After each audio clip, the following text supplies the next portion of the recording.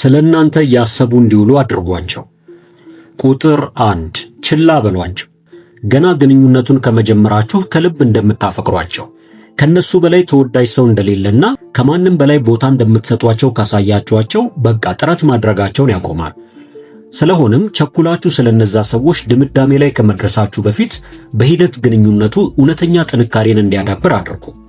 ገና ለገና አፈቀርኩኝ በማለት ብቻ ቤተሰቦቻችሁን መተው፣ ራሳችሁ ላይ ታደርጉት የነበረውን ትኩረት መቀነስ፣ እንዲሁም ጓደኞቻችሁን ችላ ማለት ስትጀምሩ እነዛ ሰዎች እናንተ ላይ የወደዷቸውን ጥሩ ነገሮች በሙሉ እንዲያጡ ታደርጋላችሁ። በዚህ ጊዜም እንደጠበቁት ሳይሆን ሌላ ሰው እንደሆናችሁ በማሰብ ለእናንተ የነበራቸው ክብርም በዛው ልክ ዝቅ ያለ ይሆናል።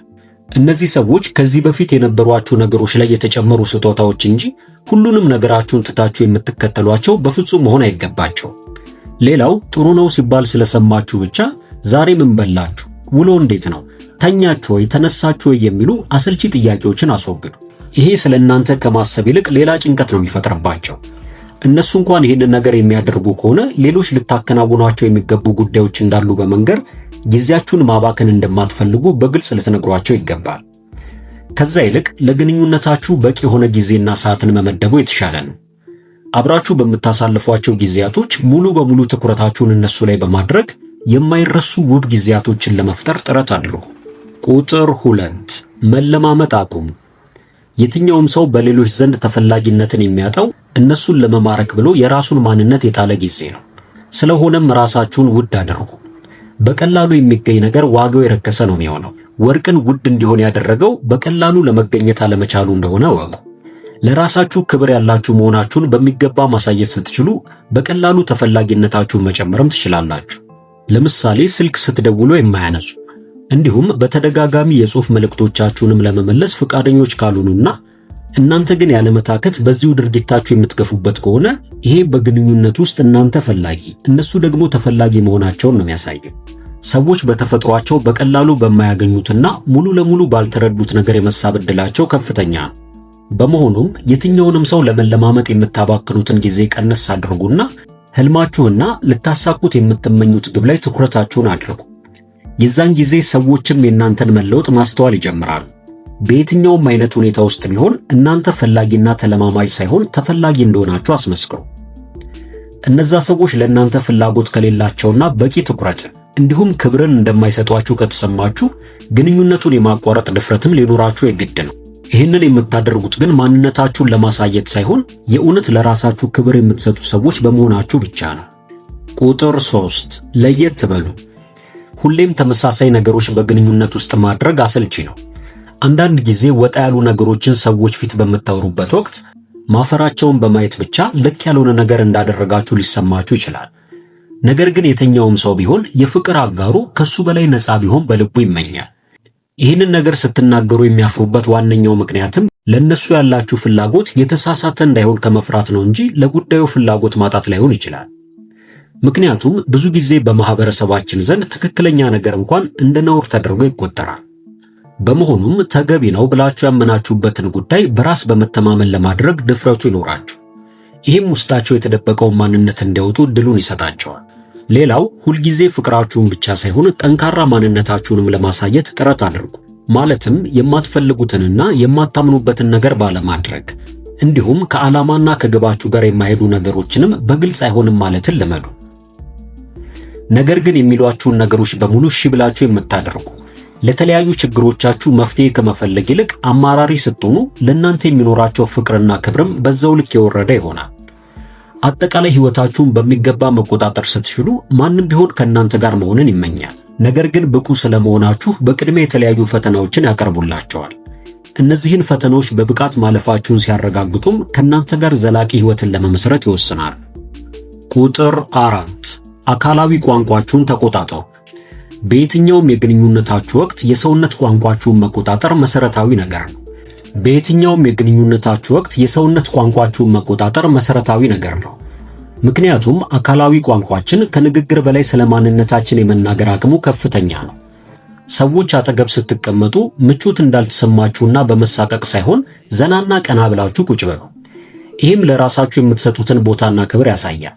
በተጨማሪም እነሱም ዘና ያለ ጊዜን አብረዋችሁ እንዲያሳልፉ በር ትከፍቱላቸዋላችሁ። አካላዊ ቋንቋችን ከንግግር በላይ ስለ ማንነታችን የመናገር አቅሙ ከፍተኛ ነው። ሰዎች አጠገብ ስትቀመጡ ምቾት እንዳልተሰማችሁና በመሳቀቅ ሳይሆን ዘናና ቀና ብላችሁ ቁጭ በሉ። ይህም ለራሳችሁ የምትሰጡትን ቦታና ክብር ያሳያል። በተጨማሪም እነሱም ዘና ያለ ጊዜን አብረዋችሁ እንዲያሳልፉ በር ትከፍታላችሁ። ሌላው እነሱን ለማስደሰት በማሰብ እናንተ ብቻ የተለያዩ ነገሮችን ማድረግ አቁም። ሰዎች እናንተ ከምታደርጉላቸው ነገሮች ባለፈ እነሱ የተለያዩ ነገሮችን በሚያደርጉላችሁ ወቅት ስለ እናንተ በተለየ ሁኔታ ማሰብ ይጀምራሉ። ማለትም ይህንን ነገር በማድረጋቸው ለእናንተ የተለየ ስሜት እንዳላቸው አእምሯቸው መላልሶ ማሰብ ይጀምራል። አንድ ሰው ደጋግሞ ስለ እናንተ ማሰብ ከጀመረ ደግሞ በእናንተ ፍቅር የመያዝ ዕድሉ ከፍተኛ ነው የሚሆነው። ቁጥር 5 ጊዜያችሁን አክብሩ። ማህበራዊ ሚዲያ ላይ ለረጅም ሰዓታት ቁጭ ብላችሁ ትርጉም የሌላቸው ቪዲዮዎችን በማየት በየዕለቱ የምታባክኑትን ጊዜ አስቡ። ይህንን ጊዜና ሰዓታችሁን ለስኬታችሁ እድገት የሚጠቅሟችሁን የተለያዩ ስልጠናዎችን ለመከታተል ብታውሉት በአጭር ጊዜ ውስጥ ስኬታማ ሰው መሆን ቀላል ነው። በመሆኑም ጊዜያችሁን እንዴት እየተጠቀማችሁ እንደሆነ ቆም ብላችሁ ለማስተዋል ሞክሩ። ጊዜ ሕይወት በማይሆን ነገር የምናባክነው ከሆነ ደግሞ የሚደርስብን ኪሳራ በጣም ከፍተኛ ነው። በመሆኑም በዙሪያችሁ ያሉ ሰዎችን በሚገባ አስተውሉ። ዓላማቸውን ለማሳካት የሚደክሙ ናቸው ወይንስ እንደ አብዛኛው ሰው በማማረር ሕይወታቸውን የሚገፉ? ጊዜያቸውን በአግባቡ የሚጠቀሙ ናቸው ወይንስ በነፈሰበት የሚውሉ? ውሏችሁ ማንነታችሁን ይወስነዋል። በመሆኑም ከሚጎትቷችሁ ሰዎች አጠገብ ራቁ። ችግሮች በሚያጋጥሟችሁ ወቅትም ስለ መፍትሄው እንጂ ስለ ችግሩ መጨነቅና ማማረራችሁን ተው። ዝናብ ለምን ዘነበ፣ ፀሐይ ለምን ከረረች ከማለት ጃንጥላ መያዙ መፍትሄ መሆኑን አምናችሁ ተቀበሉ። እንዲሁም የሰዎችን ማንነትና አስተሳሰብ በማክበር ሰዎችም የእናንተን ጊዜና ዕቅድ በሚገባ እንዲያከብሩ ማድረግ አስፈላጊ ነው። ለዚህም ወሰንና ድንበር ማበጀቱ መፍትሄ ነው። ሰዎች ድንበር ስታበጁላቸው በቅድሚያ መከፋታቸውን ሊያሳዩአችሁ ይችላሉ። ነገር ግን ለዛ ነገር ቁርጠኛ መሆናችሁን ሲያዩ ክብር መስጠት ይጀምራሉ። ጠንካራ ወሰን ከምታስቡት በላይ የተሻለ ግንኙነቶችን ይፈጥርላችኋል። እንዲሁም የተሳሳተ አመለካከታችሁን ለማጥራት ጥረት አድርጉ። ማለትም አሁን ላይ ለራሳችሁ የምትሰጡት ክብርና ቦታ ተገቢ ነው? የሚመጥነኝ ግንኙነት ውስጥ ነኝ ወይ ብላችሁ ታምናላችሁ? ለወደፊትስ የጠራ ዓላማ አላችሁ? የእነዚህን ጥያቄዎች መልስ ማግኘት ለእድገታችሁ ቁልፍ እንደሆነም አትዘንጉ። ቁጥር 6 እርግጠኝነትን ፍጠሩ።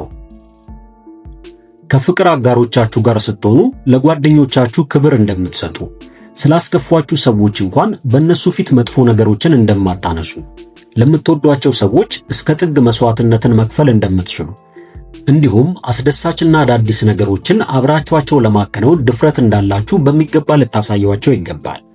ይሄ በእናንተ ላይ መተማመናቸውን ከፍ ያደርገዋል። ሌላው ለሚያደርጉላችሁ ነገሮች ከልብ ልታመሰግኗቸውና እነሱ ላይ የምትወዷቸው ነገሮችንም ስታስተውሉ በሚገባ ልታደንቁላቸው ይገባል።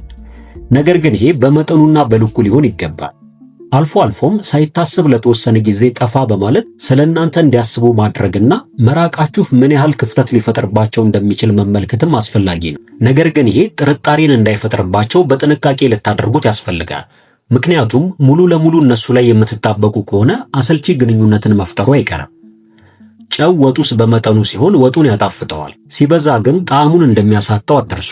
በዋናነት ትኩረት ልትሰጡት የሚገባው ነገር ደግሞ ስለ ንጽህናና ስለ አለባበሳችሁ ነው። ሰዎች ሲመለከቱን ጽዱ ውጫዊ ማንነታችንን በማስተዋል ብቻ የተሻለ ውስጣዊ ማንነት እንዲኖረን እርግጠኛ መሆናቸው አይቀርም። ይሄ የማይካድ ሐቅ። ለራሱ ክብር የማይሰጥን ሰው ማንኛውም ሰው ቢሆን ሊያከብረው እንደማይችል እወቁ። ውድ ቤተሰቦቻችን ለዛሬ የነበረንን ዝግጅት በዚህ አበቃ። በቀጣይ በተለያዩ አዝናኝና አስተማሪ ፕሮግራሞች መልሰን እስከምንገናኝ ድረስ ለቻናላችን አዲስ ከሆናችሁ ሰብስክራይብ፣ ላይክ እና በምንሰራቸው ፕሮግራሞች ዙሪያም ያላችሁን ሐሳብና አስተያየት በመጻፍ ቤተሰብ ይሁኑ እንላለን። መልካም ቆይታ።